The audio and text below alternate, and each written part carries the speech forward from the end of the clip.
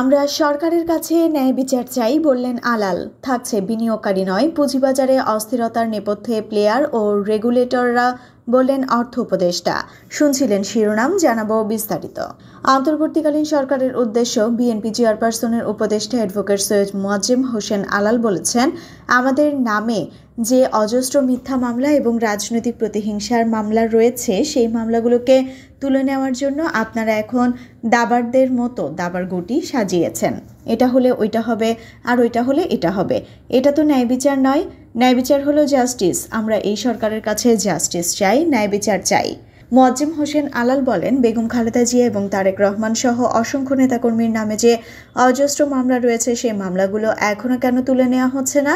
যে মামলাগুলোতে আমাদেরকে সাজা দেওয়া হয়েছে, সেই মামলাগুলোর তথ্য প্রমাণ কোনো কিছুই পাওয়া যায়নি।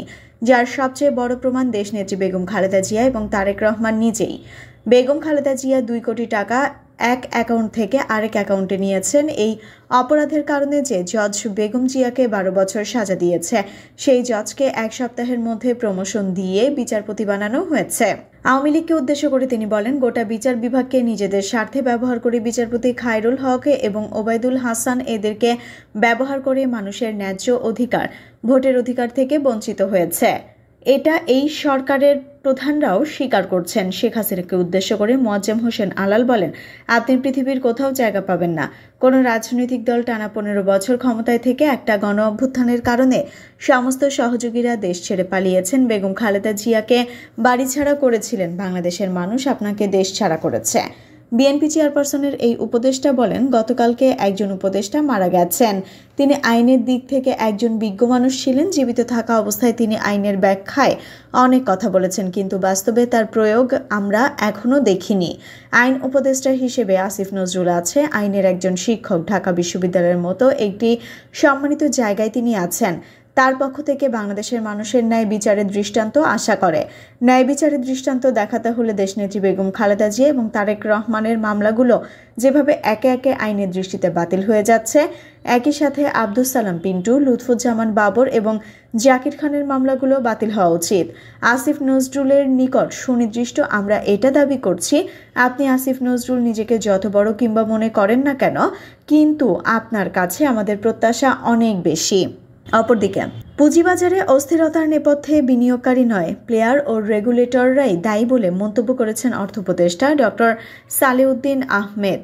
আজ শনিবার সকালে সিরডাপ ইন্টারন্যাশনাল কনফারেন্স সেন্টারে বাংলাদেশ ব্যাংক ও আর্থিক প্রতিষ্ঠানের তথ্যভিত্তিক গবেষণা গ্রন্থ ব্যাংকিং অ্যালমানাক 6ষ্ঠ সংস্করণের মোড়ক উন্মোচন অনুষ্ঠানে কথা বলেছেন অর্থ উপদেষ্টা। এই সময় অর্থ উপদেষ্টা ডক্টর সালাউদ্দিন আহমেদ বলেন, বিবিএসকে বলা হয়েছে তথ্য যা আছে তাই যেন প্রকাশ হয়, এখানে কারচুপির কোনো ব্যাপার নেই। আমাদের ব্যাংকিং ও আর্থিক খাতের মতো পুঁজিবাজারের অবস্থাও একই রকমের। পুঁজিবাজারের শেয়ার প্রাইস কমে যাচ্ছে বলে চেয়ারম্যানকে রিমুভ করো বলে মিছিল হচ্ছে। আপনারা জেড ক্যাটাগরির শেয়ার কিনছেন যার কোনো অস্তিত্বই নেই, অথচ এই শেয়ার মহা আনন্দে কিনেছেন। ন্যূনতম কোনো মূল্য নেই। এগুলো কয়েক মাস পরে ওয়েস্ট পেপার হিসেবে ব্যবহার হবে। এজন্য একটু কষ্ট করতে হবে। আমি বিনিয়োগকারীদের দায় দিচ্ছি না, পুঁজিবাজারের প্লেয়ার ও রেগুলেটরদের অনেক দায় রয়েছে।